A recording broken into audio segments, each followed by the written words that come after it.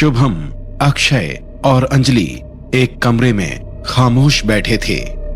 शुभम हैरान, अंजलि परेशान और अक्षय सदमे में लग रहा था। यार इतना कुछ हो गया और तुमने हमें बताया भी नहीं। ये सब मैं एक बार अंजलि को बोल चुका हूँ, तू कुछ नया बोल। तू तो चुप ही रहे, तेरी वजह से आज मैं मरते मरते बचा हूँ। मैंने तुझे साथ आने के लिए नहीं कहा था, तू खुद मेरे साथ आया था। तुझे तो किसी भूतनी के साथ डेट पर जाना था ना, वो आई थी तो चले जाता उसके साथ। Shut up, you shut up. तुम लोगों को इस वक्त मजाक सोच रहा है? तुम्हें कोई आइडिया भी है कि ये सिचुएशन कितनी सीरियस है? हाँ यार मैं समझ रहा हूँ, लेकिन ये शुभम देखना कहीं भी बकवास करना शुरू कर देता है। अच्छा बकवास मैं करता हूँ? फाइन, अब थोड़ी काम की बात कर लेते हैं। अंजलि तुम बताओ कि इन सब से छुटकारा पाने का कोई तरीका है? पता नहीं, मैं भी कब से यही पता लगाने की कोशिश कर रही हूँ, लेकिन अब तक मुझे कोई तरीका नहीं मिला। डोंट वरी अंजलि, अब तक तुम अकेली थी इसलिए यहाँ से बाहर नहीं निकल पा रही थी, लेकिन अब हम तुम्हारे साथ हैं। हम तुम्हें और देव को किसी भी तरह से मुसीबत से बाहर निकाल लेंगे। शुभम, मुझे बहुत खुशी है कि तुम लोग हमारे साथ हो, लेकिन मेरी बात समझने की कोशिश करो। ये सब बहुत पेचीदा है और यहाँ हर वक्त जान का खतरा है। मैं चाहती हूँ कि तुम लोग जल्द से जल्द यहाँ से चले जाओ। तुम पागल हो क्या? तुम्हें और देव को ऐसे प्रॉब्लम में छोड़कर हम चले जाएं? ऐसा कभी नहीं हो सकता। एग्जैक्टली, हम यहाँ से कहीं नहीं जाने वाले और तुम दोनों को बचाने के लिए चाहे कुछ भी करना पड़े हम वो जरूर करेंगे। यार तुम लोग समझ क्यों नहीं रहे हो? इसमें हम लोगों की जान को भी खतरा हो सकता है। अंजलि हम सिर्फ कहने को तुम्हारे दोस्त नहीं हैं। अब हम सब इस प्रॉब्लम से साथ में ही निकलेंगे। और अगर नहीं निकले तो फंसेंगे भी तो सब साथ में ही। आज पहली बार मैं शुभम की बात से पूरी तरह से एग्री हूँ। अंजलि, वो शुभम और अक्षय, तुम इस वक्त अंजलि के रूम में क्या कर रहे हो? यही सवाल हम तुझसे भी पूछ सकते हैं। तू इतनी रात को अंजलि के रूम में क्या करने आया है? वो मुझे अंजलि से कुछ जरूरी बात करनी थी। क्या तुम लोग कुछ देर के लिए हमें अकेला छोड़ सकते हो? नहीं, इस बार नहीं। तुम्हें जो भी बात करनी है हमारे सामने करो। अक्षय, समझने की कोशिश कर, ये हमारी पर्सनल बात है। देव, अब तुम्हें इनसे कुछ भी छुपाने की जरूरत नहीं है। मैंने इन्हें सारी बात बता दी है। What? Are you mad? तुम जानती हो ना, ऐसा करके तुमने हमारे साथ साथ इनकी भी जान खतरे में डाल दी है। देव, हमारी जान तो तभी खतरे में आ गई थी जब हम इस पैलेस में आए थे। आज शुभम और अक्षय पर हमला हुआ था। What? किसने हमला किया था इन पर? वही जिसने जंगल में मुझे मारने की कोशिश की थी। ओह गॉड, ये सब क्या हो रहा है? ये वृंदा तो रुकने का नाम ही नहीं ले रही। पहले ही वो और उसकी माँ कम थे, जो अब उन्होंने एक और आत्मा भेज दी। नहीं, इस बार वृंदा ने नहीं किया है। वृंदा ने नहीं किया? तो फिर कौन हो सकता है? मुझे याद है, जब पिछली बार आत्मा मुझ पर हमला करने आई थी, तब उसने कहा था कि उसे बाबा ने भेजा है। तुम बाबा पर शक कर रही हो? उन्होंने हमारी बहुत मदद की है। यही तो मैं नहीं समझ पा रही हूँ। जब बाबा ने हमारी इतनी मदद की है, फिर अब वो मुझे मारने की कोशिश क्यों कर रहे हैं? अंजलि, ऐसा भी तो हो सकता है कि वृंदा हम सबको अलग करने के लिए ऐसी चाल चल रही हो। और वैसे भी बाबा शुभम और अक्षय को क्यों मारना चाहेंगे? मुझे लगता है हमें बाबा से एक बार बात करनी चाहिए। एक्सक्यूज मी, अगर ये उस बाबा का काम हुआ तो क्या वो तुम्हारे पूछने से तुम्हें बता देगा?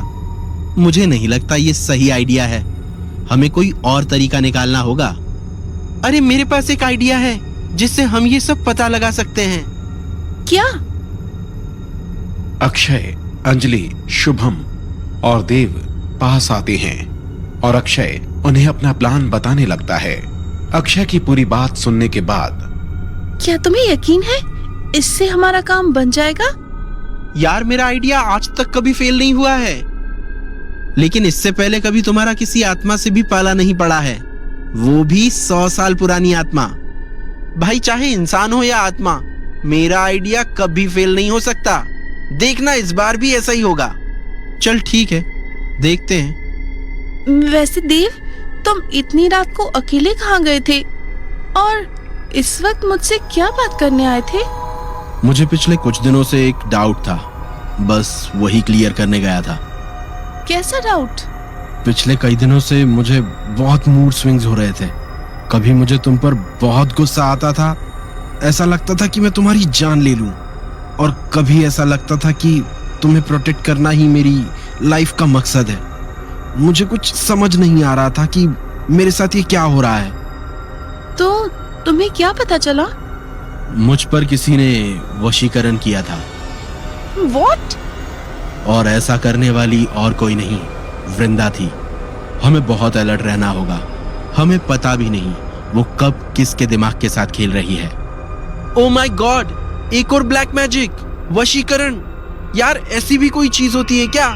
मैंने तो हिप्नोटिज्म के बारे में सिर्फ सुना ही था। जब से हम यहाँ आए हैं, हमारा सामना ऐसी ऐसी चीजों से हो रहा है जिनके बारे में हमने कभी सुना भी नहीं था। गाइस, देव इज राइट, हमें अलर्ट रहना होगा। वो हमारे दिमाग के साथ खेल सकती है।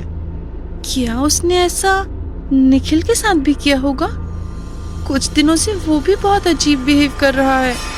यार, तुम दोनों ने कभी नोटिस नहीं किया, लेकिन मुझे तो हमेशा से ही उसका बिहेवियर काफी अजीब लगता था।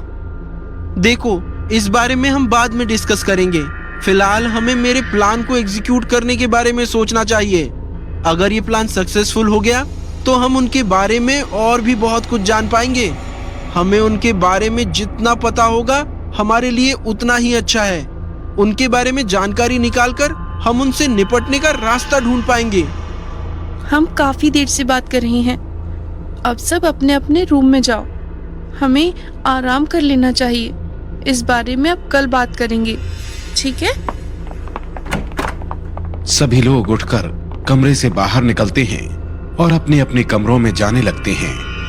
शुभम और अक्षय अपने कमरे में चले जाते हैं, लेकिन देव अभी अंजलि के रूम के बाहर ही रुक जाता है।